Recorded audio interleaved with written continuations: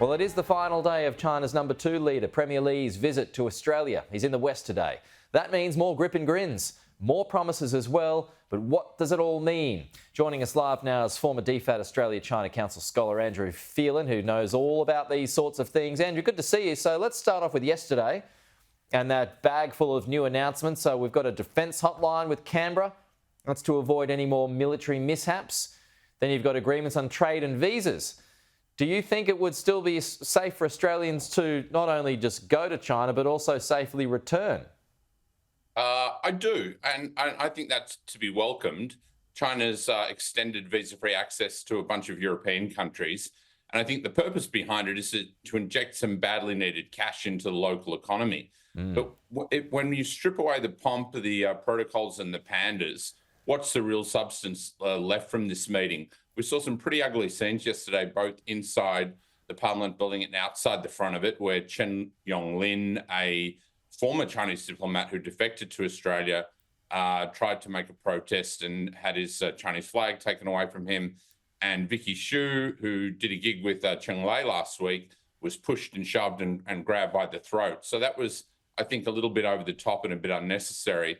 And across from them, there were kind of rent-a-crowd coordinated by the United Front that were bussed in, to protest on the CCP side. And some of those grandmas were a bit upset that they were supposed to be paid and they didn't get paid, apparently. Well, they're getting a free lunch, weren't they? Wasn't there free lunch and transport and a few other things, but there was a bit of bickering. And in other sort of disappointing news, last night in Perth, a Tibetan Australian was beaten up to the point where, by some sort of pro-CCP thugs, beaten up to the point where he ended up in hospital. So there's some downsides.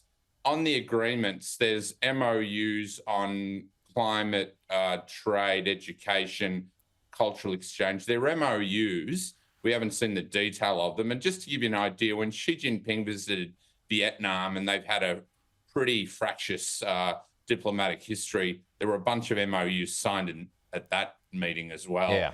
So we'll see whether they lead to anything concrete. Well, that military hotline, what do you expect that to be used? I mean, it's not going to solve all the problems in the South China Sea, is it?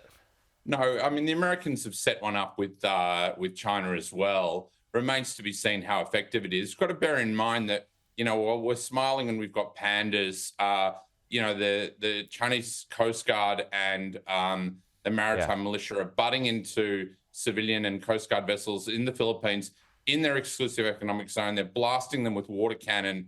And also, we've had 2 rare earth companies. Li Qiang's going to look at a project where China has a stake in lithium, but two of our domestic rare earths company, that's a critical area, Iluka and now Linus, have been the target of hacking operations. So behind the smiles and the pandas, it's a pretty hard ball going on. Last time I was on, Peter, we talked about the naval helicopter incident.